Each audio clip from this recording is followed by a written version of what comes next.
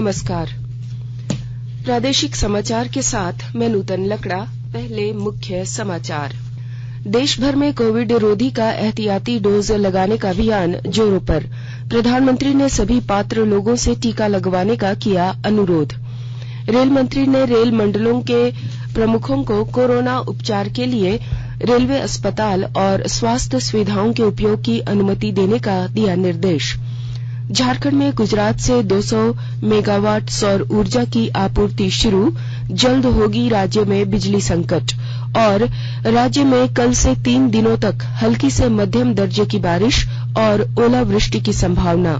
16 जनवरी से साफ होगा आसमान। और अब समाचारों से पहले एक जरूरी संदेश। देश के कई हिस्सों में कोविड का संक्रमण तेजी से बढ़ रहा है। हम श्रोताओं से सतर्क रहने और 15 से 18 वर्ष के बच्चों सहित अन्य लोगों को टीका लगाने में मदद की अपील करते हैं। कोरोना वायरस का नया स्वरूप ओमिक्रॉन चिंता का कारण है। कृपया सुरक्षित रहने के लिए 3 सरल उपायों का पालन अवश्य करें। मास्क पहने, 2 गज की सुरक्षित दूरी बनाए रखें, हाथ और चेहरे की सफाई पर विशेष ध्यान दें। कोविड संबंधी किसी भी जानकारी और सलाह के लिए राष्ट्रीय हेल्पलाइन नंबर 011-2397-8046 और 1075 पर संपर्क करें। और अब समाचार विस्तार से। देश भर में कोविड रोधी टीके का एहतियाती डोज लगाने का अभियान जोरों पर है। प्रधानमंत्री नरेंद्र मोदी ने सभी पात्र लोगों से कोविड का एहतियाती टीका लगाने का अनुरोध किया है। प्रधानमंत्री ने एहतियाती टीका लगाने वाले लोगों की भी सराहना की। एक ट्वीट में श्री मोदी ने कहा कि टीकाकरण अब भी कोविड-19 से लड़ने के सबसे प्रभावी साधनों में से एक है। इधर देश भर में कल 9 लाख से अधिक एहतियाती कोविड डोज लगाए गए। वहीं अब तक 1,52,68,00,000 से अधिक टीके लगाए जा चुके हैं। कल 82 लाख से अधिक टीके शाम 7 बजे तक लगाए गए। वहीं झारखंड में अब तक 3,11,19,228 टीके लगाए जा चुके हैं। रेल मंत्री अश्विनी वैष्णव ने विभिन्न रेलवे क्षेत्र और मंडलों के वरिष्ठ अधिकारियों को कोविड के बढ़ते मामलों के मद्देनजर आम जनता के इलाज के लिए रेलवे अस्पतालों और बुनियादी स्वास्थ्य ढांचे के उपयोग सुविधाजनक बनाने का निर्देश दिया है। वर्चुअल समीक्षा बैठक में श्री वैष्णव ने कोविड की तैयारियों से संबंधित सभी पहलुओं का जायजा लिया। रेल मंत्री ने रेलवे स्टेशनों पर मास्क अप, हाथों की सफाई और एहतियाती उपायों को बढ़ाने का भी निर्देश दिया। उन्होंने कहा कि रेलवे स्टेशनों पर बिना मास्क के लोगों का प्रवेश वर्जित होना चाहिए तथा मास्क पहनने और अन्य एहतियाती उपायों को बढ़ावा देने के लिए अभियान चलाया जाना चाहिए। झारखंड में कोरोना के कल 4,482 नए मामले आए, जबकि 1,789 संक्रमित स्वस्थ हुए। राज्य में कल 2 लोगों ने संक्रमण से दम तोड़ दिया। अब राज्य में कुल संक्रमण के मामले 26,000 से अधिक हो गए हैं। वहीं राष्ट्रव्यापी टीकाकरण अभियान के तहत अब तक देश में 1,52,89,00,000 टीके लगवाए जा चुके हैं। स्वास्थ्य मंत्रालय के अनुसार देश भर में कोविड के 8,21,000 से अधिक सक्रिय मामले हैं। पिछले 24 घंटों के दौरान करीब 70,000 रोगी ठीक हुए हैं। इसके साथ ही स्वस्थ होने वालों की कुल संख्या बढ़कर 3,45,00,000 हो गई है। पिछले 24 घंटों में देश के विभिन्न हिस्सों में कोविड के 1,68,000 से अधिक मामलों की पुष्टि हुई है। इस वक्त देश में ओमिक्रॉन के 4,461 मरीजों की पुष्टि हुई है। इनमें से 1,711 रोगी स्वस्थ हुए हैं। झारखंड उच्च न्यायालय में अभी केवल विशेष और आवश्यक मामलों की ही सुनवाई होगी। यह निर्णय राज्य में कोरोना के बढ़ते मामलों को देखकर लिया गया है। जमानत, अग्रिम जमानत और सजा के बाद की अपील के मामलों को छोड़कर किसी दूसरे मामलों की सुनवाई पर रोक रहेगी। वहीं ऐसे लंबित मामले जिनकी सुनवाई जरूरी होगी तो इसके लिए वकीलों को कारण के साथ आवेदन करना होगा। इसके बाद मामले की सुनवाई के लिए उसे सूचीबद्ध किया जाएगा। आकाशवाणी के ताजा तरीन समाचारों के लिए आप हमारे वेबसाइट newsonair.com पर लॉग ऑन कर सकते हैं। ताजा समाचार Twitter handle @AIR News Alerts और Facebook page all India radio news पर भी उपलब्ध है। आप प्रादेशिक समाचार एकांश के Twitter handle @AIR News _Ranchi और फेसबुक इंस्टाग्राम पेज तथा YouTube channel AIR News Ranchi पर भी हमारे बुलेटिन सुन सकते हैं। प्रादेशिक समाचार आप आकाशवाणी रांची से सुन रहे हैं और अब पेश है कोरोना से बचाव के कुछ संदेश। चलो मिलकर एक शुरुआत करें, चलो एक फैसला आज करें, मास्क नहीं तो टोकेंगे, कोरोना को रोकेंगे, चलो एक वादा करते हैं, चलो कुछ वादा करते हैं, मास्क नहीं तो टोकेंगे, कोरोना को रोकेंगे। भारत सरकार द्वारा जनहित में जारी। कोविड-19 से बचाव और सुरक्षित रहने के 3 उपाय। मास्क लगाएं, 2 गज दूरी है जरूरी, सुरक्षित दूरी रखें, हाथ और मुंह साफ रखें। प्रधानमंत्री नरेंद्र मोदी इस महीने की 30 तारीख रविवार को आकाशवाणी से प्रसारित होने वाले मन की बात कार्यक्रम में देश विदेश के लोगों के साथ अपने विचार साझा करेंगे। मासिक रेडियो कार्यक्रम की यह 50वीं कड़ी होगी। प्रधानमंत्री ने विभिन्न विषयों पर लोगों से सुझाव मांगे हैं जिन्हें कार्यक्रम की अगली कड़ी में शामिल किया जा सकता है। लोग अपने सुझाव नमो ऐप या MyGov ओपन फोरम पर साझा कर सकते हैं।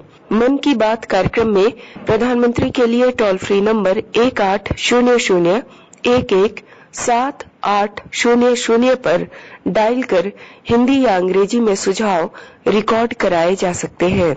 फोन लाइन इस महीने की 28 तारीख तक खुली रहेगी। 1922 पर मिस कॉल देकर या प्राप्त लिंक पर SMS भेजकर अपने सुझाव भेज सकते हैं। अमृत महोत्सव के तहत आकाशवाणी के साप्ताहिक क्विज में आइए आप भी शामिल हों।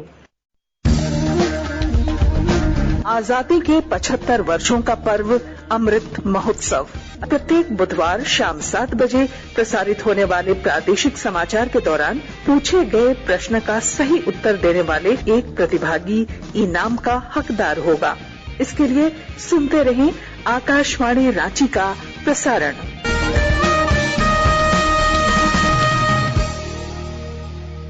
जागो ग्राहक जागो, जागो ग्राहक जागो।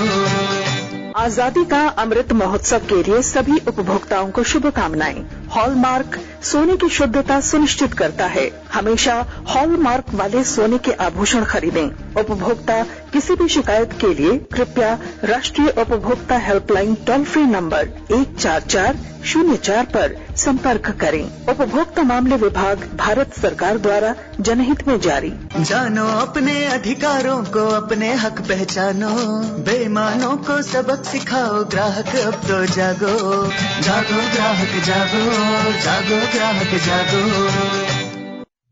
प्रधानमंत्री नरेंद्र मोदी कल वीडियो कॉन्फ्रेंस के माध्यम से स्वामी विवेकानंद की जयंती पर 25वें राष्ट्रीय युवा महोत्सव का उद्घाटन करेंगे। 13 जनवरी को राष्ट्रीय युवा सम्मेलन का आयोजन किया जाएगा। सूचना और प्रसारण मंत्री अनुराग ठाकुर ने इस आयोजन में भाग लेने के लिए वेबसाइट pmevents.ncog.gov.in पर पंजीकरण करने का आग्रह किया है। राष्ट्रीय युवा महोत्सव का उद्देश्य युवाओं को राष्ट्र के विकास के लिए संगठित, सक्रिय और प्रेरित करना है।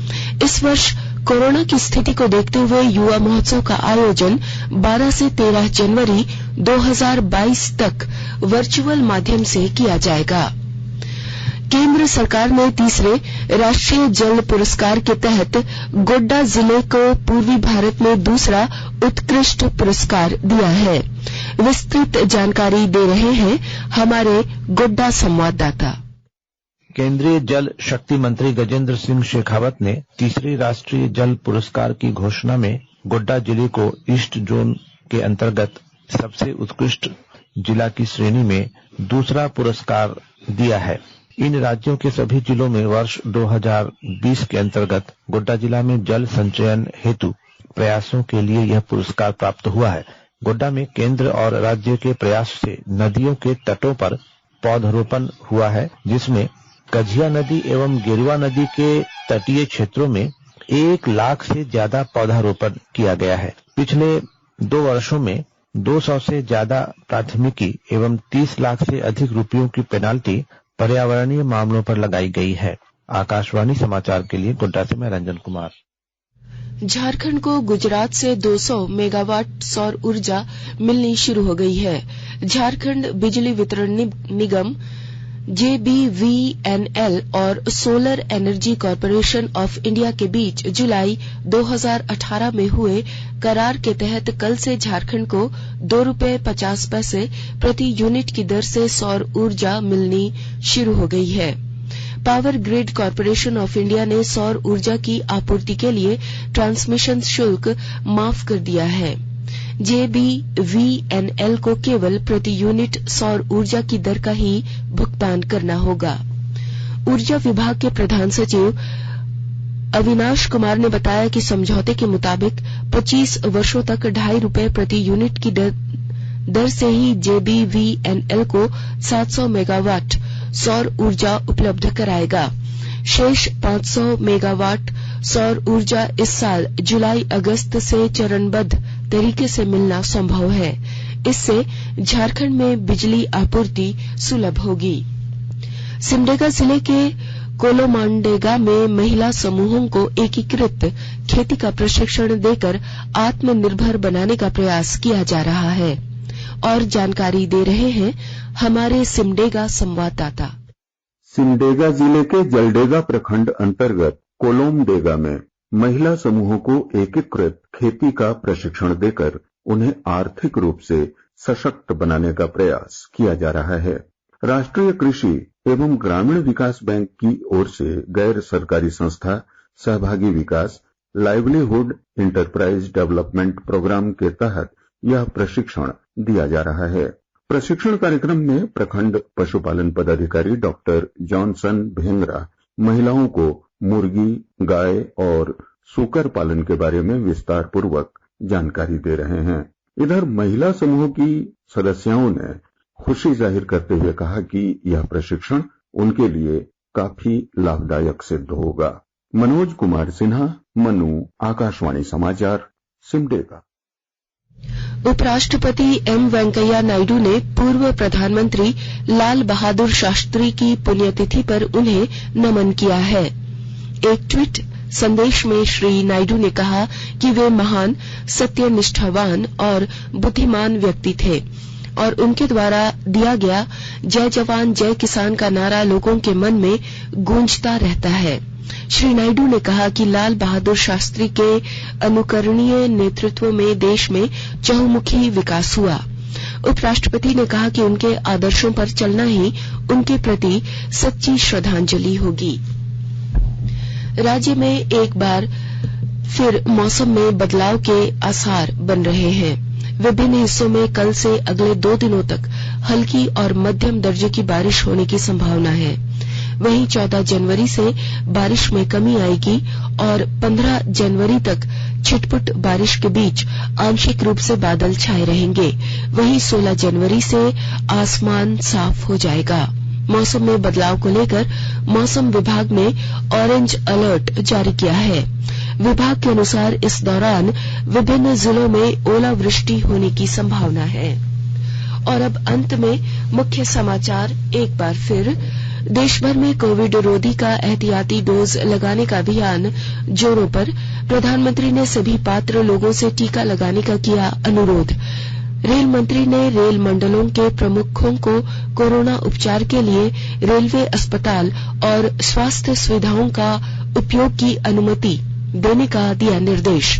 झारखंड में गुजरात से 200 मेगावाट सौर ऊर्जा की आपूर्ति शुरू। जल्द दूर होगी राज्य में बिजली संकट।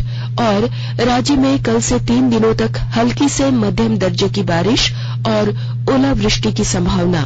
16 जनवरी से साफ होगा आसमान। इसके साथ ही आकाशवाणी रांची से प्रादेशिक समाचार का ये बुलेटिन समाप्त हुआ। नमस्कार।